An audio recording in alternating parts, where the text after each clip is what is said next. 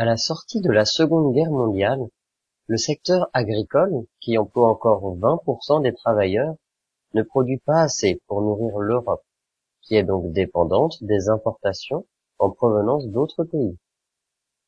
L'Europe cherche à se reconstruire et à jeter les bases d'un système économique plus solidaire, susceptible de maintenir la paix et de relancer l'économie, tout en assurant l'approvisionnement alimentaire des populations. Pour atteindre ces objectifs, 6 pays fondent la Communauté économique européenne en 1957 et se dotent d'une politique agricole commune, la PAC, en 1962. En adoptant une politique partagée et des règles communes, les pays membres de la CEE espèrent ainsi accélérer la modernisation du secteur agricole, augmenter sa productivité et améliorer le revenu de leurs paysans. La PAC est construite sur 3 grands principes fondateurs. Un marché agricole unique. Les produits agricoles peuvent circuler librement, sans droit de douane, entre les différents pays membres de la CEE. La préférence communautaire. La CEE protège les producteurs agricoles européens de la concurrence étrangère, en imposant des quotas et des droits de douane sur les produits agricoles importés. Ils deviennent ainsi plus chers que les produits européens équivalents, ce qui induit le consommateur à se tourner vers ces derniers. La solidarité financière. La PAC est financée par un budget commun. Les États y contribuent en fonction de leur niveau de richesse. Les dépenses se font en fonction des besoins, c'est-à-dire souvent en fonction de l'importance du secteur agricole de chaque pays. Au lancement de la PAC, les pays fondateurs ont choisi d'aider l'agriculture en instituant un système de débouchés garantis à des prix élevés pour les produits agricoles européens. Ainsi, chaque année, les ministres de l'agriculture se réunissaient à Bruxelles pour décider ensemble des prix auxquels le blé, la viande, le lait, etc. seraient achetés aux producteurs. Si les agriculteurs trouvaient un débouché à un prix supérieur, ils pouvaient bien sûr vendre à ce prix. Mais sinon, la CEE s'engageait à acheter leurs invendus au prix garanti. Sécurisés, les agriculteurs européens ont donc été incités à produire toujours plus et à investir pour se moderniser. En 15 ans, les rendements céréaliers augmentent de 50%. La taille des fermes double et le nombre d'agriculteurs diminue de moitié. Les paysans sont devenus des exploitants agricoles.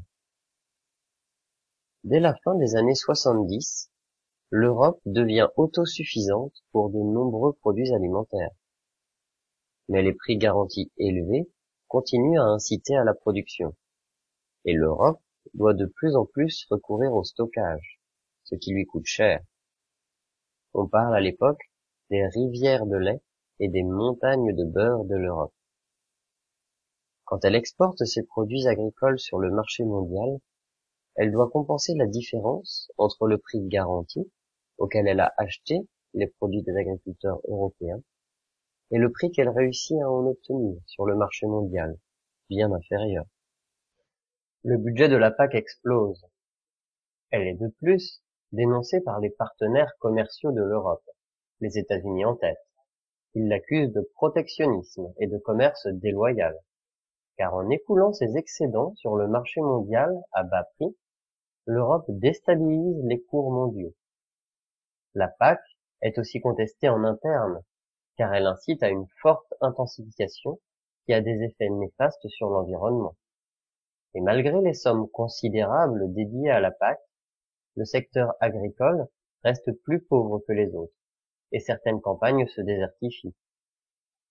Contestée en interne et en externe, la PAC doit être réformée. Une série de réformes va avoir lieu et va progressivement infléchir la façon dont la PAC soutient le revenu des agriculteurs. On passe progressivement d'un système de soutien par les prix à un système de soutien par des aides directes, versées à chaque agriculteur à la fin de chaque année, et qui ne sont plus calculées en fonction de leur choix de production ou de rendement.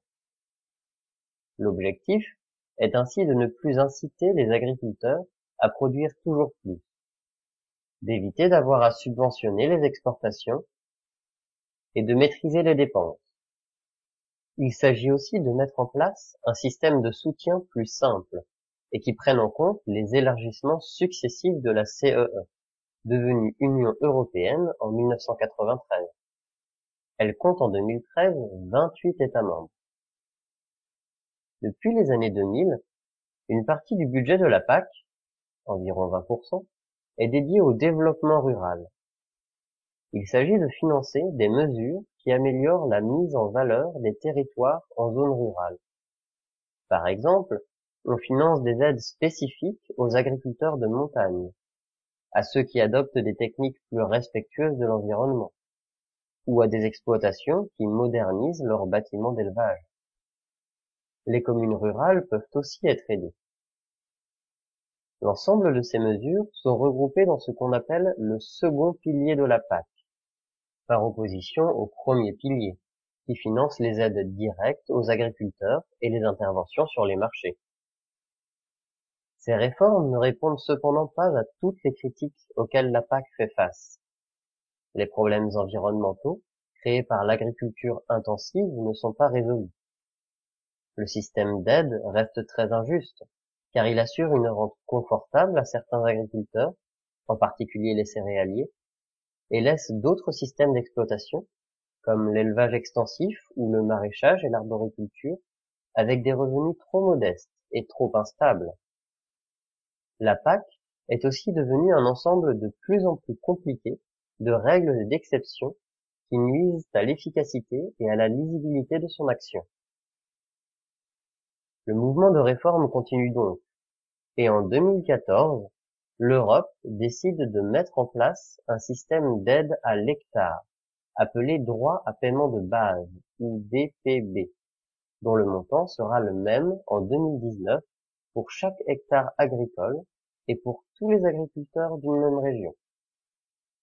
Le versement de ces aides est soumis à ce que l'on appelle le verdissement, et qui correspond à un ensemble de pratiques respectueuses de l'environnement que l'agriculteur doit respecter pour toucher cette DPB. La réforme de 2014 a ainsi cherché à relégitimer la PAC aux yeux de la société et des gouvernements, en la rendant plus efficace, plus juste et plus verte. Mais c'est l'avenir qui pourra nous dire si cette nouvelle réforme portera vraiment ses fruits. En effet, la PAC est comme un gros paquebot, lourd à manœuvrer, et les changements de cap se font progressivement et doivent s'anticiper.